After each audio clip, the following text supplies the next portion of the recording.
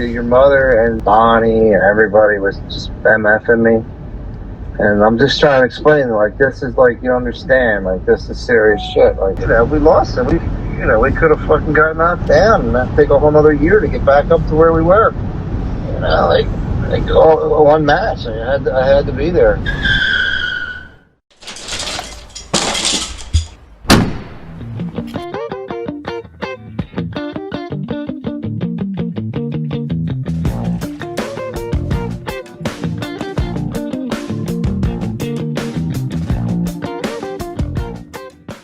Hello and welcome to Slammers Weekly. This is the 5th episode of the podcast. Thanks so much for tuning in. If you've been with us since the beginning, thank you for sticking with us. If you're just finding out and you're catching up or whatever, thanks for getting in wherever you're at. We appreciate your listening and your support. And we don't know where this is going, but we're having fun. I'm coming to you from Scottsdale today in Arizona. Bo is at home up at the Jersey Shore, sick as a dog. Aside from that, which it might be hard to see past, how are you doing? Oh man, it's GAP match week. No sickness is getting me down. The weather around here has been awesome. Grass is breaking dormancy. Season's here. We had the first 2 qualifiers.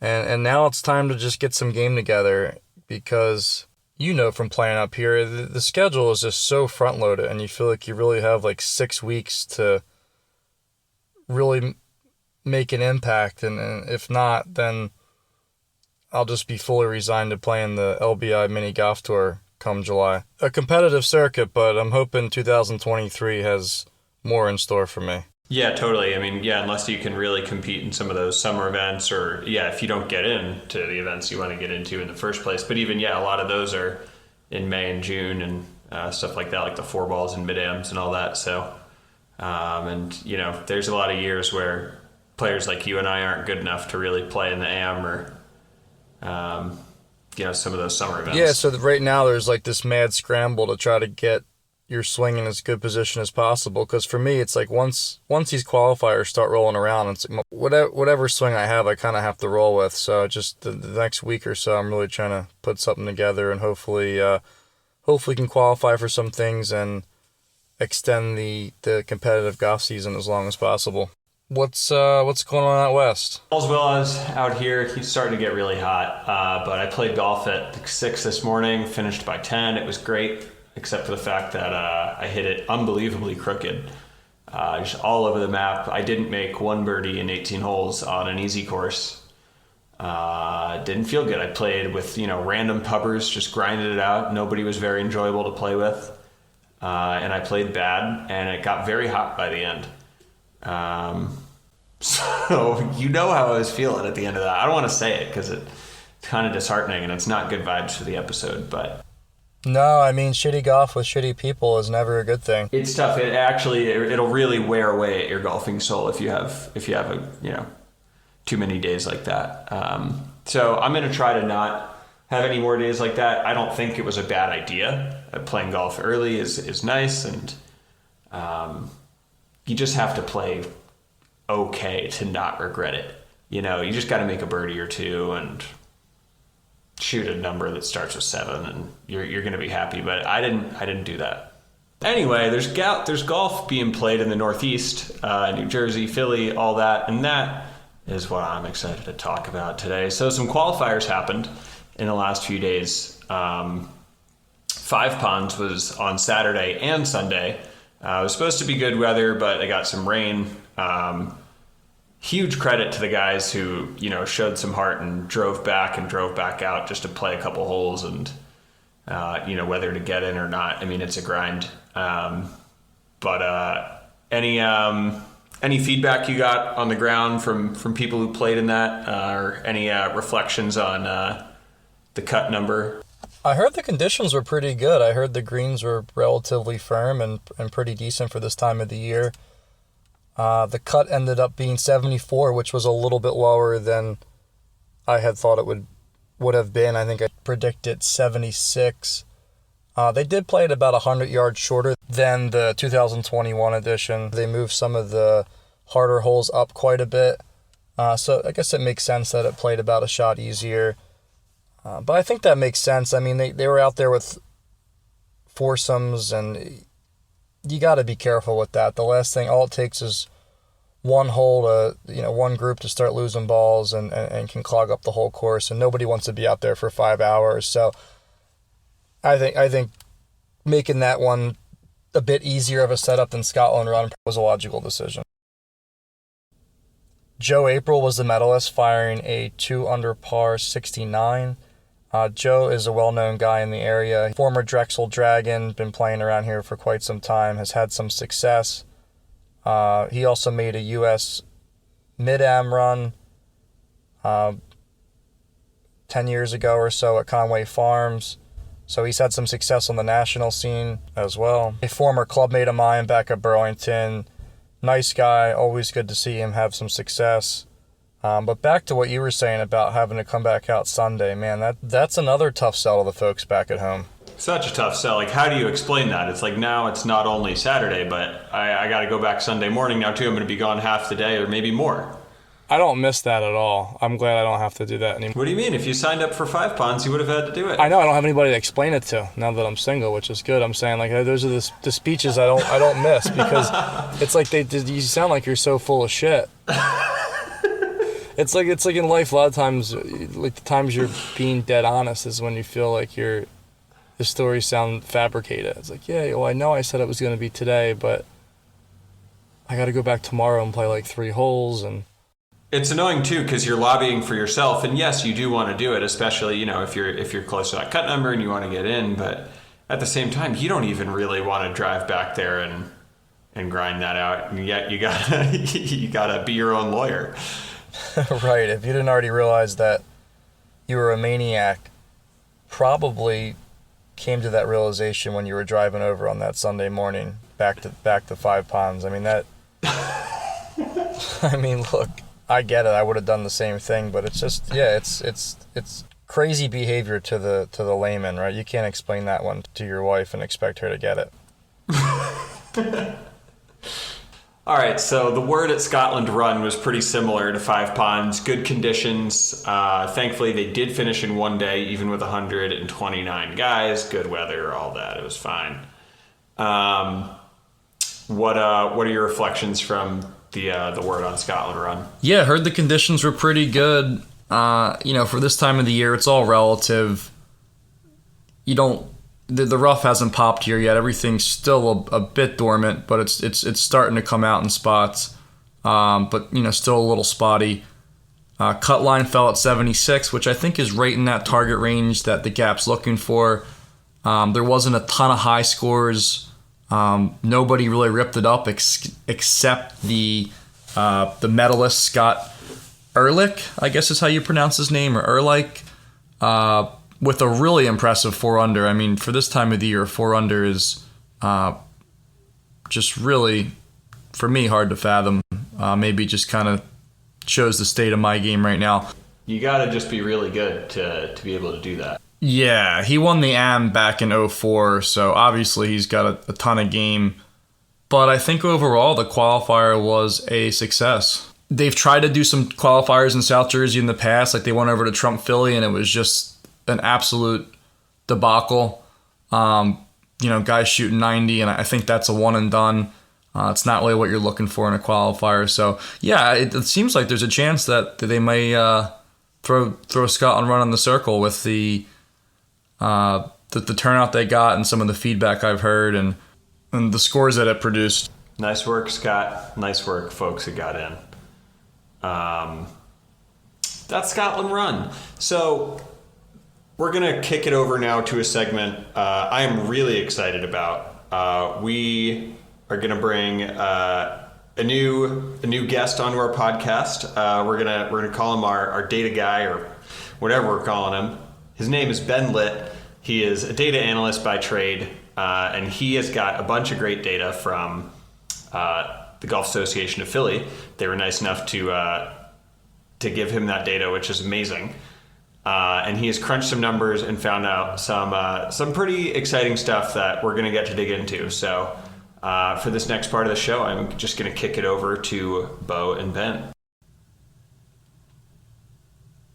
coming to you live from the Riverton Card Room. I am here with a good friend of mine and fellow Riverton member, Ben Litt. Ben, thanks for joining us, man. Bo, thanks so much. I'm really, really flattered that you'd have me on your esteemed podcast. Really looking to getting into everything today. Thanks again. I'm just tired of me having to spitball stuff off the top of my head. I only know so much, so the fact that we can get some data and actually get some real facts in here, I'm excited for. So to start off, let's thank GAP first, because Absolutely. them giving us this data is so huge, and the fact that they're even entertaining us is pretty funny. I mean, Yeah, just shooting emails, whatever, right? It's almost, it's comical, right? we're wasting their time.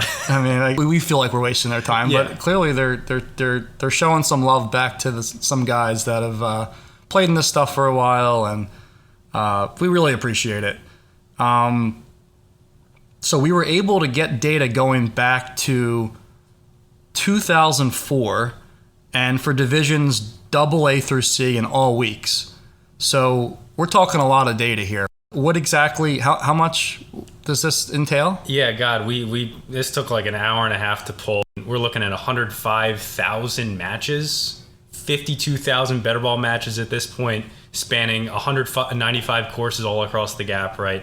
515 different teams from those clubs. And in there, I mean, we saw over 47,000 different players playing in a GAP match over that time, right? Just crazy stuff. And in there, we even saw like over 41,000 unique better ball pairings, right? So there's a lot of golf that has happened over the last 20 years in the GAP, right? Specifically in the GAP matches.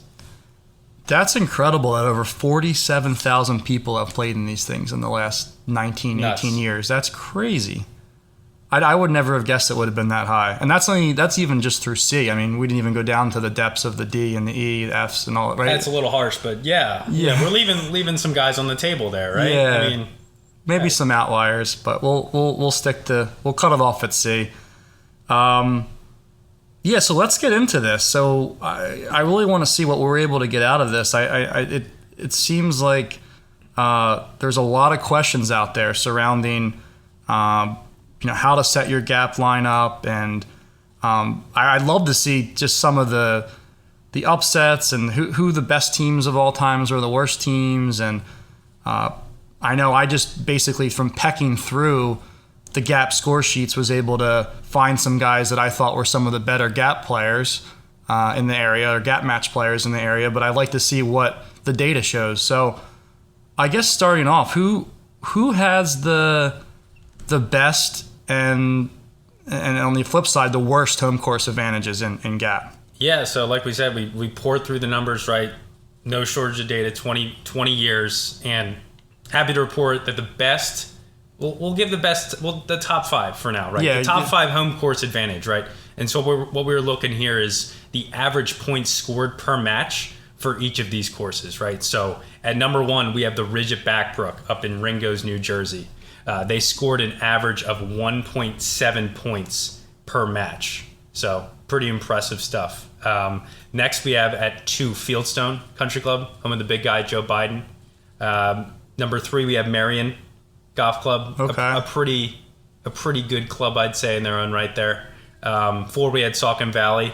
So a lot of courses to play there. I'm not sure how many courses they play for the GAP match. And then 5, rounding out the Links in scenic Marlton, New Jersey.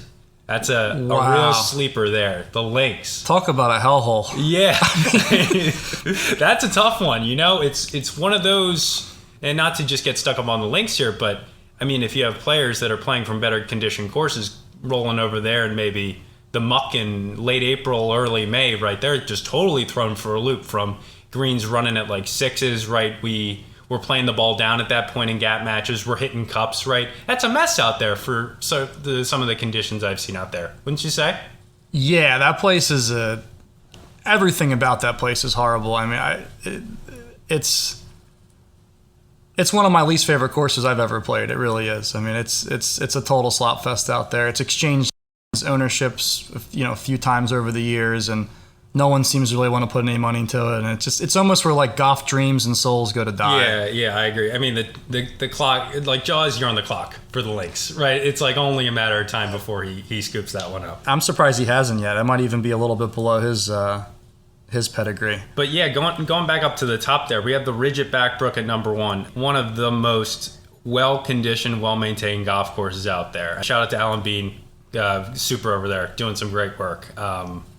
I mean, what do you think the causes of this home course advantage? Like, are the conditions that good? Do guys just psych themselves out? Do they hit too many balls at that world-class range? I don't know. Are they tiring themselves out there? Like, you think they're getting there like an hour and a half before and just beating themselves out in the back nine? It's like Christmas Day, right? We get the turf out there. They're finally hitting off grass, and that place is just immaculate, right? That golden rod out there. So you never know. I don't know how to pin that one down. Yeah, it's an unknown place. It's also a weird travel for a lot of people going out to Central Jersey. Maybe that has a little bit of effect. No, and that actually makes a good point. I don't think a lot of people have played it.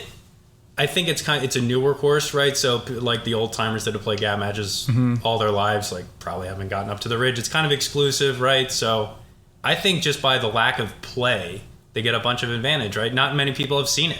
No, I agree with that. That makes sense. Well, I guess moving on. It's a good angle. Yeah, let's move on to Fieldstone here.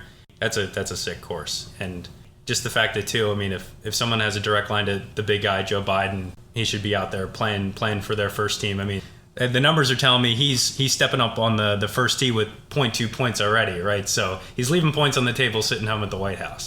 He's one up and he's in the fairway on two. Yeah, exactly. Like his opponent's already pumped one out on one, right? So I mean, at this point, he's got to suit up and play. And yet, going on to Marion at 3. I mean, you got to imagine there could be some foul play with some caddies out there giving bad numbers to away players, don't you think? I mean, I'm not just putting my tinfoil hat on, but what say you? Yeah, they got a lot of times those caddies get the round up method, which I never like. It's like they'll give you, you're 180. It's like, am I 77? Am I 83? Like they just kind of give me the number. Give me the number, man. I'm good enough to know my numbers. Right. I don't need you to. Don't tell me it's a little bit uphill, so you juice it for me. Exactly. Yeah. I think that's probably fair to say. There's a little monkey business going on. It's got some traction, right? At the very least, it has traction. So.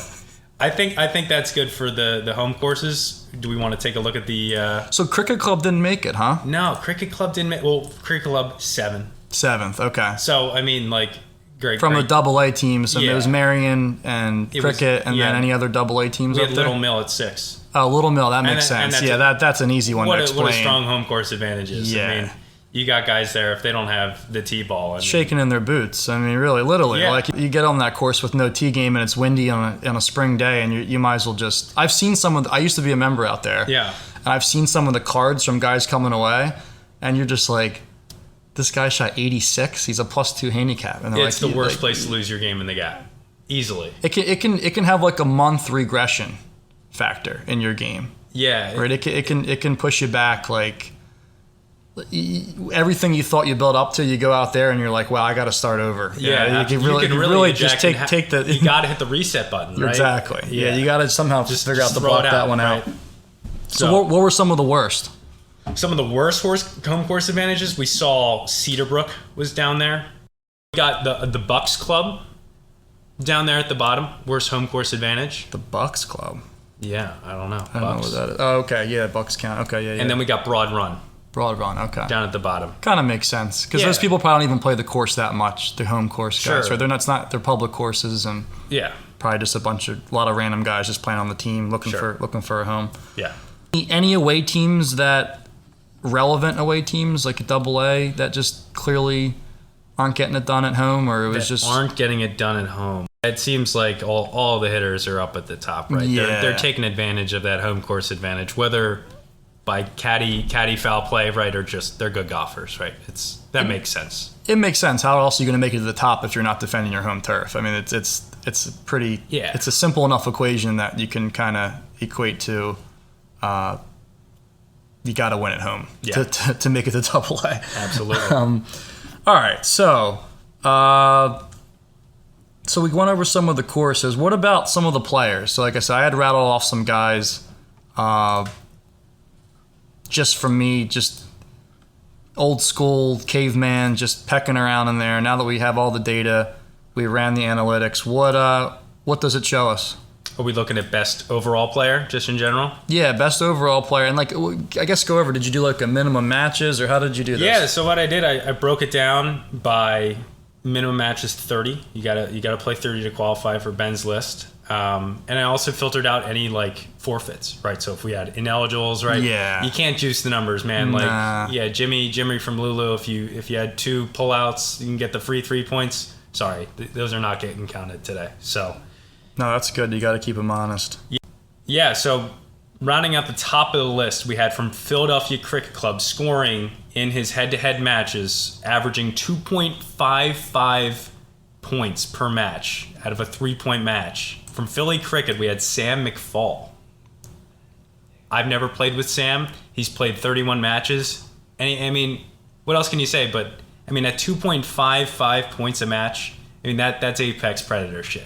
Yeah, that's insane. Over 31 matches, too. Yeah, I mean, and he's at cricket, so worthy opponents out the wazoo, right? Huh. I mean, he must be on their second or third team. Either way, I'm not trying to discount it because No. I've never heard. I just don't know the name. yeah, I mean, an insane record, though, to say the least. And then going down to number 2, we had KJ Stutz out of Media Heights, averaging 2.5 points per match. So, I mean, not too far behind, right? And he's played 36 matches, so he's got the sample size to back it up. So Media Heights is down, right? They're done. I think it's Yeah. thrown over. Yeah, So yeah. So he's that record will be there to stay. I know. Unless he resurfaces somewhere else. But yeah, I guess exactly. he's done. Yeah. Preserve the average, right? Survive in advance, right? Yep. So that one's not moving. Then we have third place. We had Brian Gillespie out of St. David's. We had him at 2.49 points per match at 47 matches. So of the top 10 guys, that's by far the largest sample size of matches played. So, I mean, hats off to Brian. I played with him once. Patterson Cup, I think 2015 at Tavistock. I mean, total killer. I mean, the guy knows how to golf his ball, you know? Yeah, he's certainly one of the best players in the area. He's been doing it for a while. Yeah, and then just going down, just looking at some other notables, we have super senior Gap guy Don Donatoni down there at 9th. Talk about a guy doing it for a while. I mean, Yeah, Don, he's inspirational to anybody's art. I mean, if you could still be playing good golf 50 years from now, if you could be playing like Don, that's something to get excited for. Yeah, we got, I mean, at 51 matches, he's one of the larger sample sizes, right? I mean, he's like the mailman. He always delivers, right? And then we have Sean Seminitz at 10, right? Another popular. He's another guy I picked up on the manual, the caveman method. So that's good to see that I got somebody in there. I know Mike Highlands was crazy, but I don't think he made the your 30 match cutoff limit. No, so yeah. A little too small of a sample size for you to include him. And then we had just going down the board a little bit here. We have Pete Moran. What about John Brennan? He's got to be up there, right? Yeah, we didn't find. Let me see where John Brennan fell. It might have been like a minimum match thing. Okay, because I know he's got a nice record too. Yeah, he's down there at 95th. Okay, wow. But he's still, I mean, 2.01 points per match for John. I mean, obviously You're gonna win with guys like that. Yeah, I mean, he's just printing points every time he puts the shoes on, right? So, I mean, I think that's the highlights. Do we want to go to maybe some best? What about if you break it down by home and away? Is there anything that stands out there, like by best home player, best away player? Yeah, so at least, I mean, not to repeat myself here, but Brian Gillespie and KJ Stutz, they look like at home they're just mainstays at home, just absolutely like just waiting for someone to dice up. Truly, just like. They're just going to get a bullet in their head when they're going up against Brian Gillespie or KJ Stutz, right? That's what's going to happen, right? It's like the Gilbert Arenas thing in the locker room when he was trying to settle up a bet with a player, right? Another player walks in with 2 guns in the locker room and tells the guy to pick one, right? So it's just, like, how do you want it, right? It's just choose your death accordingly, right? So that's pretty good. How about away players? Away players, let's see. So great friend of mine topping the list. Great player from Philly Cricket, now at Riverton Country Club, Jack Wallace. Great friend of mine. He's played 36 matches away. Total road warrior, 2.18 points per match. I mean, that's an incredible clip going away all those times. It's not easy doing that in April and May. Jack embraces it. I mean, I've known Jack for a while, and Jack loves strapping up and going on the road. He'll drive anywhere. He'll play anybody. He's a Rust Belt guy, as he likes to say. We call it the Rust Belt of South Jersey, the Route 130 strip. A lot of smog and shut down factories, and it's a hardened place to grow up. And Jack came out of there in Beverly, New Jersey, and he, what can I say? He's a good player, and he has the heart and the grit to back it up, and that travels well, right? Absolutely. I mean, that's what you'd expect, right? And you'd think, I mean, week 1 this year for Riverton, you'd think he'd be going on the road, right? Is he going on the road? Have we seen the lineup yet? I think he's at home, which is, how do you take the best away player, and he's the captain, and he sits himself at home? I mean, I don't know about that. That's incredible, isn't it? Yeah. I don't know. We might have to talk to him about that. Show him the numbers. Yeah. Sit him down. Maybe you he gotta doesn't pour over the data, right? Yeah, we'll give him a break. He doesn't know the numbers yet, but I think once he sees them, it would be hard pressed for him to argue with it. Yeah. But also don't show him the numbers on me, because I might be benched after you show him. Yeah, let's not go there. Right. There's another time and place to check those out. But all right, so he's the best away player. Anybody else that's worth noting that's closer? I mean, we have a hitter, Don Donatoni at 3. 2.16 points per match. Just insanity. That's an insane clip away. We have Joe Weiskarger, also at 2.17 points per match. He was in second behind Jack. And then Pete Moran, another notable player at 5, 2.05. Whitford guy, I think, right? Pete is? Yeah. Is he a Whitford guy? I think so. Gotcha. Maybe I just made that up. No. I think he is. Who could say? Yeah. All right. Yeah. So we went through some of the home course advantages, some of the best players. Let's talk about teams. Who are the best home teams of all times? Who is the best away teams? And maybe just we can also highlight some of the lowlights. I'd like to see if there's just somebody that really stands out, that really stinks. Yeah, no, always great to hit the highlights, right? Always being positive is great, but I mean, you gotta light up the bad guys. When they play bad, right? This is public data. I mean, it is what it is. You're subjecting yourself to this. I mean, this is open source, right? We can all go in there and see your 4-11-1 record in better ball matches, right? So, I mean, there are no pot shots here, right? Everyone's fair game in here. Exactly. So, yeah, just to look at the highlights of like the best GAP teams of all time. So, I mean, as listeners of the pod are probably aware, there are 54 points up for grabs each week in a GAP match, right? And that brings us to a total of 162 possible points you could score over the 3-week season. And we saw in 2022, just last year, the Trenton first team scored 141 points, leaving only like 21 points on the table there over a 3-week stretch. I mean, what's going on there? Yeah, something tells me they need to be promoted probably a couple divisions. If you're dominating your division that much, I mean, that's no fun for anybody. No. I mean, nobody. No. I mean, nobody wants to get drummed like that, and it's no fun going out and just beating up on guys you're better than. Yeah, I bet some of those guys in those matches could have gotten their card fees back on the back 9, right? I mean, you don't just head right to the grill. Let's go 5-4 on 14th hole and we're in, right? I get lunch at 10:30 or whatever, right? Yeah, and you get a couple hours back with the family or whatever, and just cut the day in half. I mean, yeah, you can't. Like I said, that's no good for anybody. If that was the case where like you saw that kind of disparity across, like people would stop playing in this stuff. Right. Yeah. Right? So it all balances out. They'll get bumped up to whatever. They probably got bumped up this year. We'll see if they still crush some people. That was last year or 2 years ago? That was last year, 2022. Oh, so we'll see what they do this year in B. Sure. See if they it could be like a misseeding. It's like one of those like in like the NCAA tournament where you got the 12 seed that should have been a 5 or something, and like they just blow out, they just roll through, right? It's crazy. Well, it's I think they picked up a bunch of guys, I think, from like Old York and some of the other courses in the Old York closed, and I think they just got really stacked, and they were, downtrodden for a while and kind of flipped the script. But yeah, that's pretty impressive. What about some of the worst teams? Yeah, so worst teams, we had a couple here at the bottom. We had Rivercrest, their first team, 2013. They put together 17.5 points in a season. 17.5. Woof. I mean, that's sad. That really is sad. That makes me sad to think about. Yeah. Guys driving out and just absolutely slaughtered. Wow. 17.5. I mean, man, there's, I mean, they're What do you tell guys? That yeah, by the third match, it's like tough to get the troops up for round number 3 there, right? man. Luckily the balls aren't supplied. Like it's not like a college team where the balls are supplied by the club, because I would have to think they would have gone over budget. Yeah, and they have to be. There's something. I mean, next year the club, like Rivercrest, might have been paying people to join the GAP team the next year, right? Get a statement credit. You get a little 20%. It's almost charity work, right? It's a tax write-off planned in the Rivercrest 2014. It's like the Redeem team, right? The Team USA basketball, the Redeem team, I guess. Maybe, hopefully, they used that in 2014 because God, they needed it.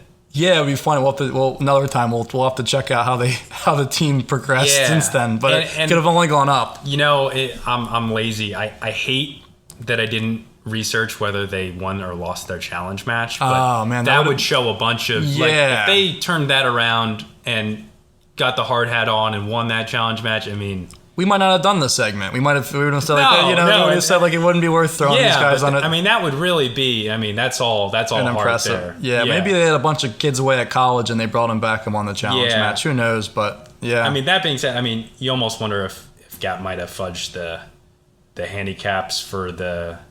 It sounds like they weren't in the right division. You know. Yeah, well, you know how that shakes up when the clubs lose guys, and it eventually balances itself out, but there's obviously times where it's just out of whack. Yeah, and then just rounding out the under 20 club, let's say under 20 points in the season. We had Manasquad 1 in 2019, 18.5 points, and then Fox Hill, their second team in 22, 19 points. So tough scenes there.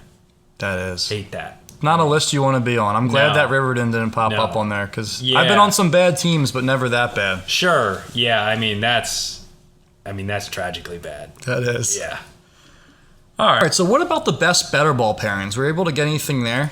Yeah. So our best better ball pairing. So just to talk through the requirements here, it's not obviously better ball matches, smaller sample size than actual matches, right? Exactly half of the matches are better ball matches. And even still, we wanted to look at unique pairings, right? So not everyone has their uncle or their brother that they play with every year in the GAP matches. Yeah, right? yeah. So not everyone's going to qualify for this. But still, it's. But still, I mean, feather in their cap nonetheless. So we looked at, you had to play 5 times as a unique pairing in here.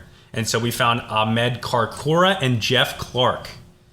2.83 points per match. And what was the cutoff again, you said? I'm sorry. 5 matches. You did 5. Yeah. Okay. Yeah, that's where we had 215 pairs that played. 5, that's it, really? That's all out of all, wow. Yeah. So there was 40, since 04 to go back, there was 41,068 unique better ball pairings, and only 200, and what'd you say? 215. 15 played more than 5 matches together? Yeah. That's crazy.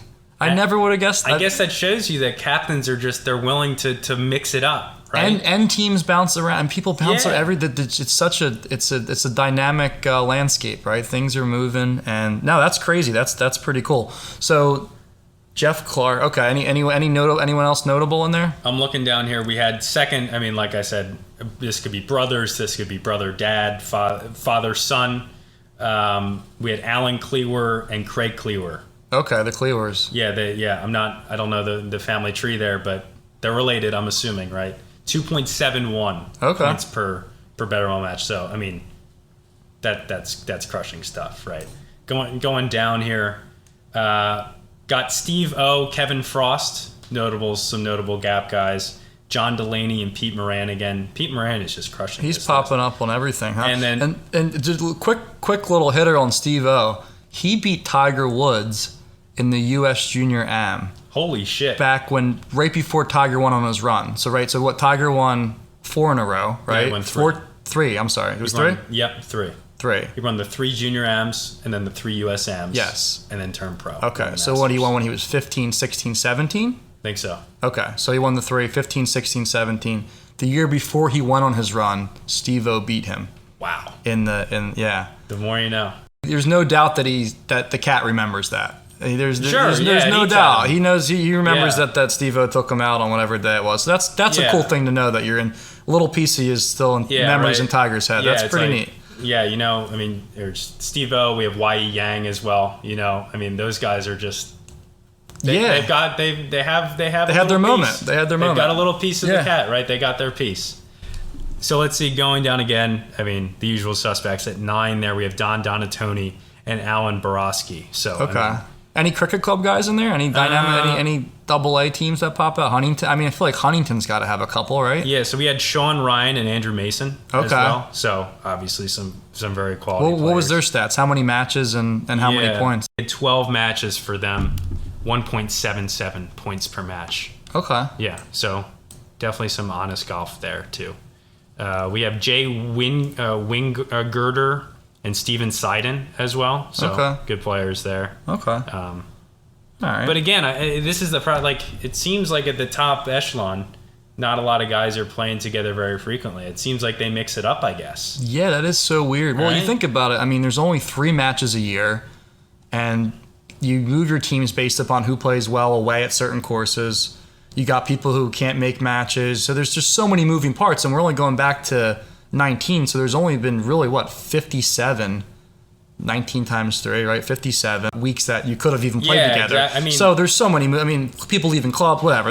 It kind of makes sense the more you think about it. Absolutely, because it seems so much going back to 04, but it's really not if you look at the numbers. Yeah, it really does pass the eye test. Yep, absolutely. What about some of like the biggest upsets or just like weird shit that you found in there? Yeah.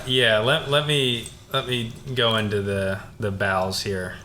Yeah, so, I mean, obviously when we're pouring over hundreds, tens of thousands of matches, there's going to be some weird shit that stands out, right? So, I mean, I'm going to take you to May 1st, 2005, okay? Way back. You know, this is Division A, right? So this is the big guys, right? We're hitting cups today, right? It might be a little bit blustery out there. Down at the Shore Club, I mean, we played there last year. Some of the toughest conditions I think we've played in, right? Right on the point down there, yeah. With storm coming in, you can really get whacked. Yeah, but So some wins.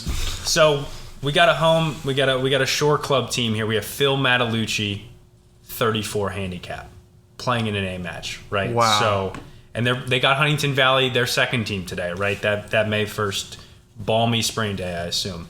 So Phil Matalucci in the one hole, right? He draws his teammate Buck Purdy, a 5 handicap, right?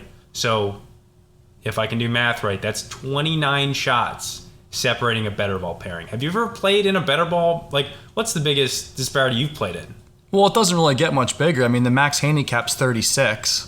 And in an A match, nonetheless. I mean, how many 34s are teeing it up in an A GAP match? He must have just been, something must have happened there. They must have just had to pluck him out off the range. Somebody, maybe something emergency, and he was the only guy available. Right. I mean, and I'm assuming he got drummed. Yeah. I mean, really, like, no offense to the guy, he's the D play in the ABCD scramble, right? I mean, yeah, wow. So I mean, they went out first, right?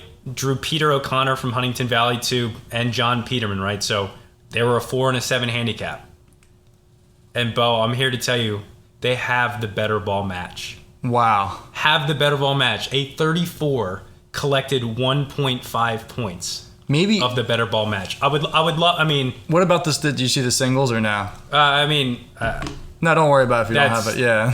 I don't. I just wonder if he really was a 34 handicap. I mean, what do you think happened to Phil Matalucci in the? I have the data in front of me. He got the goose egg, right? Oh, okay. Of course. I mean, no offense to Phil, probably an awesome guy, but I mean, okay. I didn't know if he was. I was thinking maybe he wasn't a 34. Maybe it was a data entry. I mean, like if he somehow got a point, then you would say maybe something's fishy. But the fact that he got skunked, and then you said the 1.5. So the other guy, the home guy, probably played pretty well. Yeah, I mean, what a yeoman. I mean, harkens back to like LeBron James and like the 2016 NBA Finals, with right? With Matty D and those guys, like just plumbers and firemen, essentially, right? I mean, shout out to Buck. I mean, what a name! What a strong name! Yeah, Buck Purdy. And I mean, that's a South Jersey name. You don't find those Buck Purdys out off the main line. That's and I mean, Peter O'Connor and John Peterman, like Peter O'Connor, like you chopped up the 34, but I mean, come on, man, you got to let's sprint through the finish line and at least get a winning score from the better ball, right? I mean, yeah, that hurts. Yeah. What else do you got? There's got to be some other stuff. All right, and some more weird shit I picked up coming across the tables here. We only have to go back 2 years. May 2nd, 2021. We have Glenmora National 4, their 4th team, right? I mean, that's pretty deep, right? We have Michael Moran, a 26 handicap, at home, playing Frosty Valley 1's Luke Ciccarelli, a 4 handicap. I think I know where this is going. Bo, I'm here to tell you, Luke halved the 26 handicap in an 18-hole match of golf. That's unbelievable. I mean, I guess you could say it's home cooking. I mean, for the Glenmora guy, I mean, Mike Moran, I get... You think Mikey? What do you think Mikey had working that day? I don't he just know, man. Found. I mean, it's one of those guys. If like it's like if Mike like just had the chipping yips, right, and you just like couldn't get it around. It's like one of those like. Do you think Mike hit like all 18 greens and never had a wedge in his hand? You know, it could be one of those things. I mean, but I mean, for Luke, man, you're a 4 handicap. Like we're in the 70s all day, and Mike, I mean, you're 26. You've never sniffed the 70s in your life, man. Yeah, there's something's not right there. Yeah, an injury, an emergency. I mean, maybe something really bad happened the night before. Maybe he cut his hand or something. Maybe he was I'm thinking of anything that could. And maybe he was just trying to gut it out with. Right. He really wanted to play Glenmora. He heard it was a good, decent course. I mean, Bo, I'll be honest. It's almost like, I mean, if I was in that match as Luke, right? It's almost like you'd pull a Jason Day, right? You just fall over claiming vertigo, right? You fake an injury, right? Before you forfeit before you post a loss of 26. Signing the card, right? Yeah, There's no way I'm hanging that number up there. I'm getting out of Dodge. That or you're done with the matches. You post it and you say I'm never playing again because that's enough to get you completely ejected. That's the last one. That's right? a lifetime ejection. Yeah, I mean that's crazy though. I mean, if Luke's I would love to hear the story. What's his name, Luke? Luke Ciccarelli. Oh, Luke, if he's listening, I mean, defend your honor, man, because, I mean, that stunk, right? I mean, we've all had some bad performances, but when you put up an all-time bad performance, when you're talking about 100,000 matches, we're talking about, right? 105,000. I mean, you're like literally that's it's as bad as it gets. It is bad as bad as it gets. It is as bad as it gets. That we could find in a 19-year period. Yeah. Wow. All right, Luke. Well, if you're out there, we'd love to have you on. And like Ben said, tell us your side of the story. Maybe the guy was really like a 26, but he was carrying it over from the previous season. He went down to the Ledbetter Academy. Maybe he was like trending down to a 10 and. Right, one of those those soft caps, right, for the real sandbaggers out there. Yeah, right? he just started playing, and maybe who knows? He found some kind of crazy game over the winter down in Florida or something. Seriously. Who knows? Yeah, and Luke was just the poor guy who ran into him. Right. But I don't know. All right, so I think this is the stuff as funny as some of the other stuff was, and interesting. I think this is the thing that I'm most excited to go over, and I would think that every captain in GAP should tune into this. We're going to go over what the data says as far as setting your GAP lineups go, because this is the stuff that we've all gone back and forth with over the years. Everybody has their own opinion on. Now we can finally see what the data says after, what were these matches, 1897? I don't know, over 120 years now. Yeah. We can finally, we're sitting here on this day on 420 nonetheless. I didn't even realize it was 420. Yeah, I don't smoke anymore, but else I would have known the date. Cheers. Cheers, yep. So we're sitting here on 420, 2023, getting ready to see what the right answers are. So, Ben, what do you got? Yeah, Bo, I mean, this is obviously a hot button topic, right? Like, how do we set the lineup, right? We had controversies in the Ryder Cup in 2014 or whatever with Tom Watson, Phil Mickelson going at it with pairings, right? And they couldn't figure it out, and now I guess the U.S. Ryder Cup team has figured it out. But I mean, think about the average GAP captain, right? That's a lot to put on his plate, right? Setting lineups. I mean, these are high stakes we're playing for here in the GAP matches, and he's playing too. Yeah, which adds another complexity to it. I mean, where do I put myself? Do I want to stick my neck out, even if I think I'm the best player? Am I the number? Do I put myself one away? Or right. I mean, there's so many. Do I bury myself somewhere else? Yeah, there's so many things at play here. I mean, there are politics, right? Like if you draw like cricket or Huntington, but like Jimmy Joe that's never played Huntington Valley or cricket, he's got to go, right? I got to get out there once. It's like, Jimmy, you got no ball striking, man. We got to keep you home, right? Yeah, so, you can't putt. You can't send you to Huntington. Are you kidding me? You're blind as a bat when you get on the greens, right? So, I mean, just looking to demystify a lot of that stuff today. I mean, hopefully give the listeners some something to chew on, at least when thinking twice about setting their gap lineups. So No, I love it. let's take a look. I mean, at the top, the age-old question is, where do you send your good guys? Where do you send your bad guys, right? And we looked at the data, right? So we saw you always send your good guys away. We saw, I mean, let's just say, for example, we have a 3 handicap at home playing a 3 handicap the away guy, right? The expected points for the home guy, 1.52 points, right? So No benefit. nearly a coin flip, right? No benefit. Playing your good guy at home against an equal competitor on an away course, right? But if we look at like a 12 handicap playing an away guy, also a 12 handicap, he's got 1.8 expected points, the home guy. So he's got 0.3 points more of an advantage playing at home. So it looks like your high handicappers can really, really benefit from playing at home, and you send your hitters away, right? Once again, passes the eye test too, because Yeah. like you said, a 12 playing a 12 coming on the road, the higher your handicap, the worse your game is going to travel. Yeah, and the numbers bear that out, right? The variance really ramps up, right? The away players at the higher handicaps really seem to suffer against a very comparable home opponent. So that makes a bunch of sense to me, right? No, absolutely. I would agree with that. So numbers say always send your best players away. Yeah. So if 10 good players, 2 guys that stink, I keep the 2 guys that stink at home. Where do I put them? Yeah, so if we're looking ideal scenario here, we want the difference in those guys' handicaps to be about 5 or more than their away opponents, right? We've seen in the numbers, right?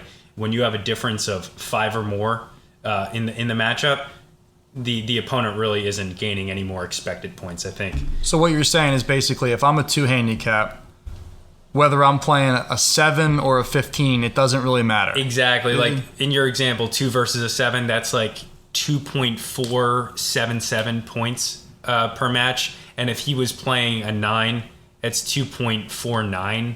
It's not much worse, yeah, it's right? nothing. It's going to be a burial no matter what, right? So So basically, if you have a 7 or 9 and he stinks, just play him against their best player. Just you waste sacrifice them. Yeah, You sacrifice just them. wait. Yeah, so the sacrificing, I mean, do it early, do it often, right? And also, I would think to add on to that, if we had 2 guys that stink, you would play them both together and just sacrifice them both. Absolutely. In the same way, yeah. So the bad guys, like we saw with the head-to-head matchups, in a difference of 5 in the better ball matches between the averages of the 2 teams, right? Over 5, the favoriting team is not gaining any more points, right? So get those guys together, get them to 0, just get them in the house. Get them some beers, Yeah, maybe to catch a right. feel for the day Yeah. and get you a point or something. Absolutely. I mean, But just send them off and, wish them well. yeah, just away to the slaughter, right? That's fine, right?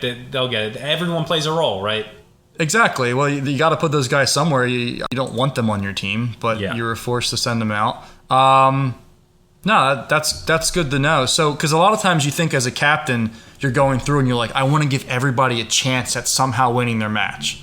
So you take the 7 and you try to pair them against maybe they have a 3 or a 4. Yeah. It doesn't make sense to do it that way. The numbers do not absolutely say No. to just sacrifice those guys and get it over with. Yeah, absolutely. Yeah, you got, like, if you got one mismatch there, you look at the lineup card when you get to the pro shop of the away course. Yeah, you got to do it. You just got to tap the guy on the shoulder and just say, hey, like Bill Belichick said, just do your job, man. Yeah, let's go. Just don't do anything stupid out there. Yeah, Just yeah. don't throw any clubs. Don't take any divots out of greens. Right, Take yeah. your loss like a man, and Yeah. we'll see you inside in 3.5 hours. Preserve the integrity, Yeah. right? I mean, these are the gap matches, but there's no need to sully the club's reputation. Like that. Right. All right, well, that's good to see those are both answered, because I'm sure there's a bunch of guys out there that argued against that in the past. I know Right. it's hard to say. It's those are without the data. It's I know, and guys just, I mean, we're human beings, right? We want to give everyone a chance in these matches, right? Even if it, obviously, like we saw it in the numbers, right? It's not going to be advantageous for your team's point total at the end of the match, right? I mean, a lot of this what we call like Manalytics, right? A lot of like, oh, the rah football guys, we're gonna run the football, right? We're gonna smash mouth, but wear the defense down. Same in basketball, right? We're gonna launch just long 53s, we're gonna like these. That's a new thing now. Like the Nets, where we're gonna shoot 53s. That's the only way we can win. Yeah, it's 7 seconds or less, right? So a lot of these like pseudoscience stuff that like we think, oh yeah, in our heads, like it's great to have this 8 handicap play like a 5, right? But let's just put the 8 against the club champion and just let him get chopped up, right? I know it's not the sexy thing to do, but I mean, if you're in this to win, right? Because you got to be in it to win or not, right? Is this like the friends and family league where we need to get everyone out there that hasn't played the fancy away course, the chance to play it, or are you there to win, right? You have to determine that at the beginning of the season. Like, what are your motives here? What are the goals? Are we just trying to make everybody happy, or are we actually trying to move up and do something with this? Yeah, right. Is it the hit and giggle to get them out to Mosellam Springs or like an Aronimink, right? If you play their Aronimink 4 team, right, or whatever you want to get them out there. Is it the hit and giggle, or are we playing to win the game, right? And if that's the case, then we told you what you should do. There's no denying it. Yeah, we have enough data here to prove it. All right, so with all of that said, I know we have some more exciting news to announce that you have built, using all of this data, using over 100,000 matches, you have built a money line calculator for basically any match, any handicap you can plug in. So I know we're actually going to use it Saturday in our match. You and I are playing with 2 of our friends, Kevin Komarski and Mike O'Keefe. Good players in their own right. Yeah, good players. Me, you, and Mike are pretty even about 1s or 2s, and Komarski's just better. He's like a legit +2. Right. So, but Mike and I want to play you head up, and we want to use the money line calculator to see what our odds are going to be this weekend. So what's the deal? Yeah, that's super interesting. I mean, we put it in there just like we were doing a lot of this data analysis. We put in our 3-1 handicaps, right? We put in Kevin's +3.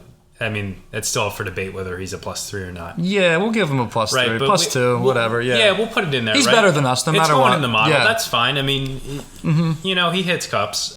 Yeah, so we built an application, right? I'm playing with Kevin, a 1 and a +3. We put in those 2 handicaps with you and Mike, two 1s.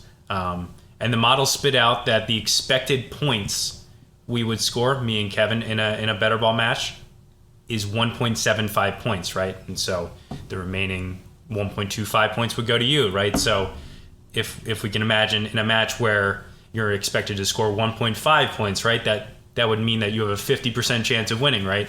In an event where your expected points are 3, right? Out of a possible 3, 100%, right? So doing a little bit of math here, 1.75 expected points is directly correlated to 59% chance of winning, right? And so, Bo, you guys are the underdogs at about like 41%, gives you the money line of +166.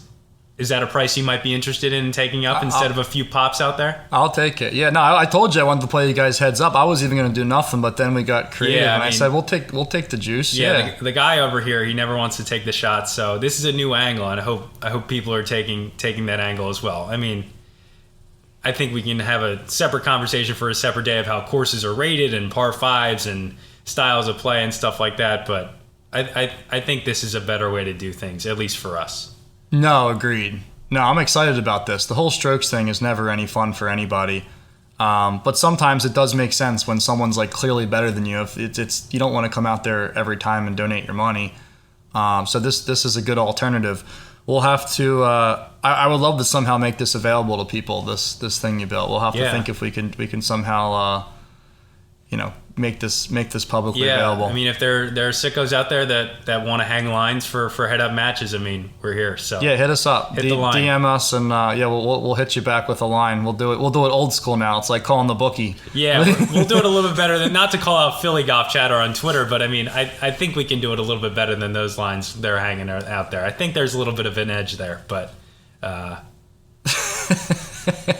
They don't even really add up. The juices are just like... You want to talk about Manalytics. I mean, if that was ever a sports book, I mean, they'd be under by next... I don't think they'd make it through the Philly Am without going bankrupt. Yeah, one big bet, it would just take them right out. Yeah. Good luck cashing your ticket, right? Yeah. No, it's fun. It's fun they do that, though. And I'm not saying without data, we wouldn't be any better anyway. You can only be so good just spitballing stuff off the top of your head. And that's the whole point, right? Yeah, no, it's great. And the last thing was, so you did that, and then you also built something where people can go in and we could see what the projected... For a match, we can project a score. Yeah. If we know the handicap. So... Exactly. That's pretty cool too. So you can enter all 12 players, the 6 away caps, the 6 home caps, and it'll calculate a projected score. Yep. Head-to-head in better ball there, right? And so you can put in your projected lineup, see how many points you're expected to score. I mean, our team is projected to win by 10 this week based on the current lineup configuration. So, I mean... You probably have to roll with that, right? Didn't you throw it in the optimizer, though? And if we optimize the lineup, it would be closer to like 14. Yeah, right? I know. We could squeeze a few, right? I mean, you might hurt a few feelings, right? But, I mean, that's fine. Right? Yeah, we're gonna win anyway, right? Yeah. Wink, wink, right? No, it's a burial. Right? Yeah, it's I don't even know why we're teeing it up. Right. Yeah, we're so good. Yeah. All right, well, I think that about covers everything we want to cover for now. But I do think there are some other things we can do with this, and if anyone ever has any suggestions, we have all the data. So like whatever you want to see, if you want something that's specific to yourself or your team, or you want a question answered, please ask us. We would be more than happy to get you an answer as soon as we possibly can. We really have fun with this stuff.